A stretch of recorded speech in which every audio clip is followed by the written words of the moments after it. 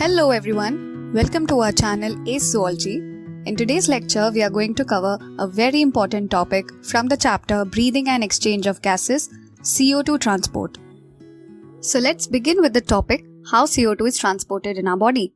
Before we enter into the actual process, we must know one important fact. That is, with every 100 ml of deoxygenated blood that's going into your lungs, it will release 4 ml of CO2, right? So please remember that every 100 ml of deoxygenated blood is going to release 4 ml of CO2, right? So when the oxygenated blood goes to our tissues, it is carrying oxygen either in the dissolved state in the plasma or it is carrying oxygen along with RBC in the form of oxyhemoglobin. After reaching to the tissues, what your blood has to do is, it has to deliver this oxygen and it has to collect CO2. Now, the CO2 collection is done in 3 forms in our body, and that is again a very important question. Let's go one by one. Number 1, the dissolved state. As we know that compared to CO2 and oxygen, if we compare both the gases, CO2 has much higher solubility, right? So that is the reason 7% of the CO2 can travel directly in the dissolved state in the plasma. Whereas if you remember, oxygen can travel only 3% in the dissolved state because of its low solubility. Second form here is along with the hemoglobin, by forming a compound called as carbaminohemoglobin, which is roughly around 23 to 25% of the transport. And the most famous and the prominent form of CO2 transport is in the form of bicarbonates. That comprises 70%. So here you have a direct question that what is a major form of the transport of CO2 in the body? So that is in the form of bicarbonates. So as we said, nearly 23 to 25% of the transport is along with the hemoglobin. Let's see now that how is it possible. Hemoglobin has 2 components in it, a heme group and a protein group, and the protein group is known as globin. CO2 actually combines with the amino group present in the protein globin. So that's how you are going to remember the name carbaminohemoglobin, and do not get confused with carboxyhemoglobin, which is formed by CO2 plus carbon monoxide. Alright? Carbaminohemoglobin formation is totally reversible and it is greatly influenced by the partial pressure of CO2. That means if partial pressure of CO2 is high, carbaminohemoglobin can form much easily. And now comes the discussion on the formation of bicarbonates, which we are going to cover step by step. Step number 1. CO2, when it is released by our cells, it will enter inside the RBCs and there it meets water molecules. In the presence of an enzyme carbonic anhydrase, they are going to be converted into carbonic acid.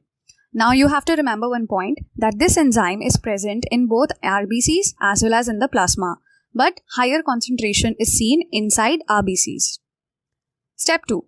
The carbonic acid formed here, it is actually unstable, and hence again with the help of same enzyme carbonic anhydrase, this H2CO3 will be converted into free hydrogen and bicarbonate ions. So with this we have seen how the bicarbonates are formed from CO2, all because of the help of the enzyme carbonic anhydrase. Now, one important thing here. The membrane of the RBC, it is more permeable to negatively charged molecules. Hence, the bicarbonate ions, they start diffusing out of the RBC. As the RBC is losing on to the negative charge, somebody has to come to balance this out. And who comes here? Chloride ions. Chloride ions, which are present in the plasma, they start moving inside the RBC to balance the loss of negative charge. Now, this entry of chloride ions inside the RBC is known as chloride shift or Hamburger phenomena. Now you know that chloride shift occurs at the tissue level, and this happens when the bicarbonates go out. So, the bicarbonates are out in the plasma, traveling towards your lungs. But is the process over yet? No. RBCs, although they have done all the work related to CO2, but what about oxygen? Inside the RBC, oxygen molecules are sitting along with the hemoglobin in the form of oxyhemoglobin. And this oxygen has to be delivered to the tissues. As we are at the tissue level, where CO2 levels are higher than oxygen, hence partial pressure of oxygen is definitely low. And these free hydrogens who are sitting here, they are now going to take this opportunity. They are going to attack the compound oxyhemoglobin and easily dissociates into free oxygen molecules. And how is it so possible? Because the partial pressure of oxygen was low and the bond was weak. and this happens at tissue level. The phenomena which you just now saw, dissociation of oxygen from the hemoglobin, releasing free oxygen and free hemoglobin, this process is known as Bohr's effect. So you can simply remember Bohr's effect as dissociation of oxygen from the hemoglobin. Now what about the hydrogen ions? What are they going to do? They are going to now combine with the free hemoglobin and form HHB complex. So let's have a quick recap what we have done till now at tissue level. So at tissue level, we saw that how the CO2 is taken up by the RBC, that is how CO2 loading occurs.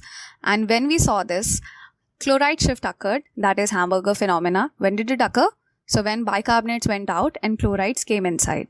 And also we saw how the oxygen is unloaded from the RBC, and that made up Bohr's effect. And if you have understood till here, then the reverse story will be very easily understood to you all. That is, what will happen when the transport is happening towards the lungs.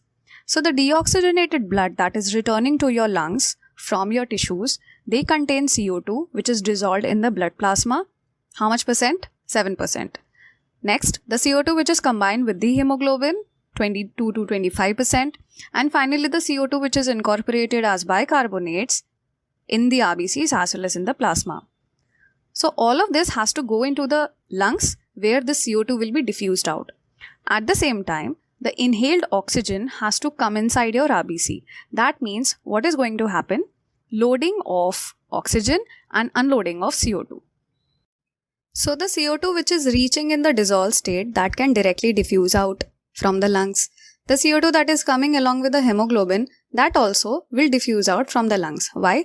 Because the HbCO2 compound, now the affinity between these two molecules becomes weak. Why? Because at the lungs, concentration of CO2 is less. pCO2 is less. So that's the reason the bond is weak, and it is very easy for the carbon dioxide to get dissociated here, and hence it is exhaled out. But what about the bicarbonates? So let's see that now. As we are progressing towards the lungs, the chloride ions, they start again diffusing out from the RBC. As the negative charge is again going out of the RBC, the bicarbonates, they start coming inside. Now when the bicarbonates have come inside, can they do anything on their own further? No. They need the help of their helping hand, that is hydrogen. But where is our hydrogen? Hydrogen is sitting along with the hemoglobin. Now to get this hydrogen, we need to break their bond. Who can do this? Oxygen. Now, at lungs level, oxygen concentration is high. PO2 is high. So, oxygen will obviously have much better affinity with hemoglobin here. Now, this oxygen which has been inhaled freshly, it will come inside the RBC. Oxygen molecules are going to displace hydrogen and again going to form oxyhemoglobin. Now, this formation of oxyhemoglobin is known as Haldane effect, which is going to release free protons, that is free hydrogen ions. So till here, two phenomena are completed. Number one, Haldane's effect, that is formation of oxyhemoglobin again. All the credit goes to high PO2. And second, reverse chloride shift happened, and this happened when the chloride went out from the RBC. Now, the hydrogen ions which are released, they are going to combine with the bicarbonates. Again, in the presence of same enzyme, carbonic anhydrase, formation of carbonic acid will occur. Like how we saw earlier when we were moving from lungs to tissue. Later again, this carbonic acid will be split into CO2. The free CO2 molecules will be exhaled out from the lungs. And again, we will be getting back free water molecules. So at the lungs level, what all has happened? Loading of oxygen happened. And we saw formation of oxyhemoglobin that made up Haldane effect and unloading of CO2 molecules. This required the exit of the chloride ions. Exit of chloride ions was known as reverse chloride shift. So if you liked the video, please don't forget to hit the like button, share and subscribe. See you in the next video. And do let me know in the comment section what topic you need in my next video.